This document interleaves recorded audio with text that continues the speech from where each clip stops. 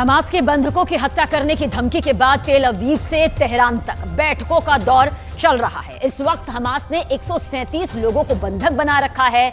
Hamas ने Israel से मांग की, अगर उनकी मांगें पूरी नहीं हुई तो वो बंधकों को मौत के घाट उतार देंगे। इजरायल ने अभी कोई प्रतिक्रिया नहीं दी, लेकिन 24 घंटे में गाजा में 250 हमले बता रहे हैं कि इजरायल के प्रधानमंत्री बेन्यामिन नेतन्याहू का आखिर अगला रुख क्या होगा।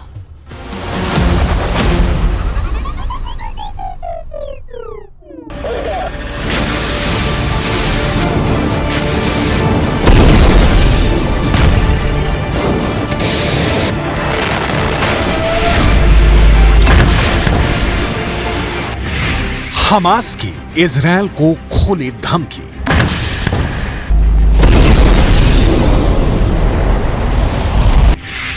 एक भी बंधक जिंदा वापस नहीं जाएगा। नेतन्याहू की खामोशी से उठे सवाल। 137 बंधकों का क्या होगा?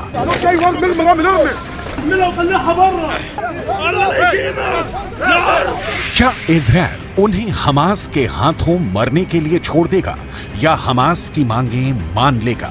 हमास के प्रवक्ता अबू उबैदा ने इंटरव्यू में कहा,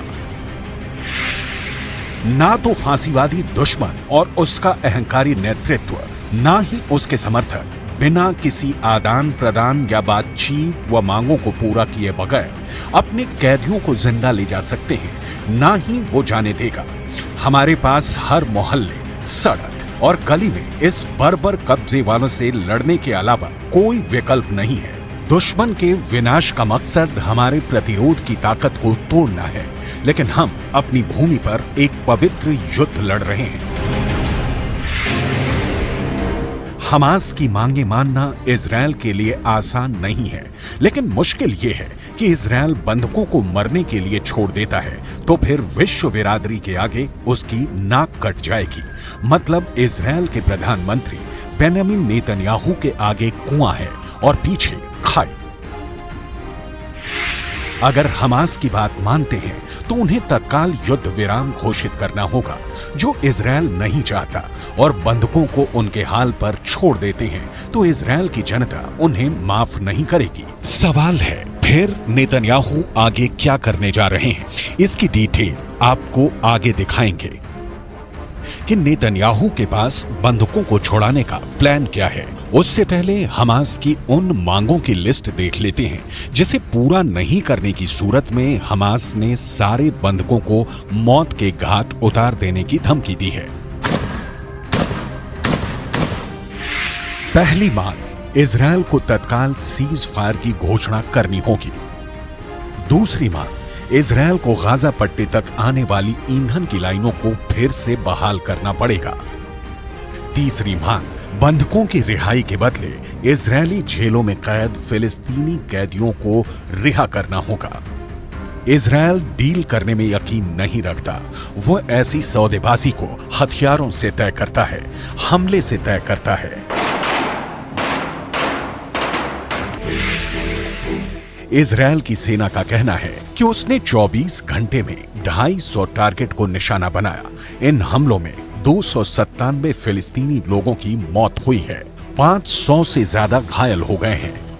हमास ने कहा है कि 7 अक्टूबर से अब तक 18,000 से ज्यादा फिलिस्तीनी मारे गए हैं।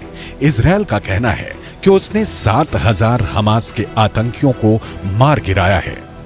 ऐसा करते हुए इजरायल के 98 जवान शहीद हो गए हैं और 600 से ज्यादा जख्मी हुए हैं। हर युद्ध की कीमत चुकानी पड़ती है, लेकिन इसकी सबसे ज्यादा कीमत तो बंधक चुका रहे हैं।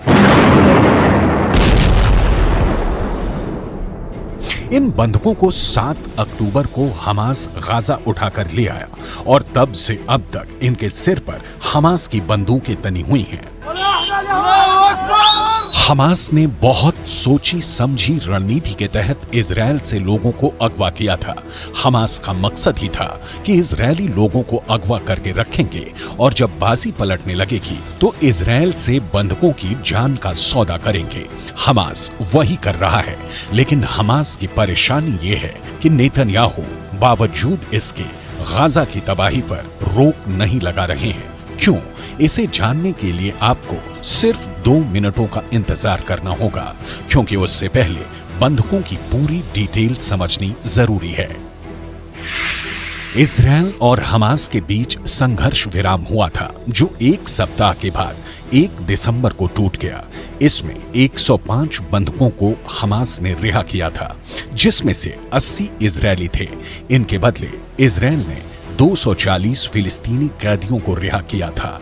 इजराइल का कहना है कि अब भी 137 बंधक हमास के कब्जे में हैं। हमास 137 बंधकों के बदले इजराइल को झुकाना चाहता है, लेकिन नेतन्याहू के रुख को देखकर नहीं लगता कि वो इस वक्त किसी भी तरह के समझौते के मूड में है।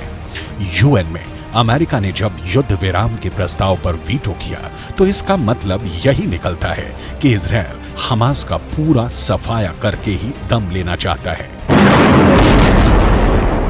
लेकिन इस बीच वो बंधक है जिनके परिजनों का रो रो कर बुरा हाल है। इस बीच कतर है, जिसका कहना है कि फिर से सीज फायर कराने की कोशिशें जारी हैं। लेकिन दूसरी ओर कतर ही कह रहा है कि इजराइल की बमबारी सक्सेसफुल रिजल्ट देने में बड़ी अड़चन है। मतलब कतर भी चाहता है कि जैसे पहली बार सीज फायर के दौरान बंधकों के बदले फिलिस्तीनी कैदियों को इजराइल ने रिहा किया, उसी तरह एक बार फिर किया जाए। लेकिन नेतन्याहू सख्ती दिखा रहे हैं, क्योंकि गाजा के पूरी तरह तबाह होने में अब महीनों या साल नहीं लगने वाले। इजराइल चाहता है कि जब उसका गोला बारूद चलना बंद हो, उससे पहले हमास का सूपड़ा साफ हो जाए। लेकिन समस्याएं कई हैं।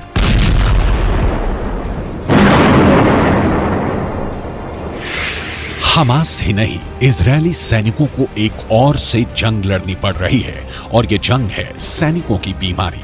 इसके अलावा यमन के हूती हैं, जिनका हमला रुक ही नहीं रहा। इसके साथ ही हिजबुल्लाह है, जो लगातार धमकी देते हैं, और तो और ईरान है, जो लगातार इन संगठनों को खाद पानी देता है।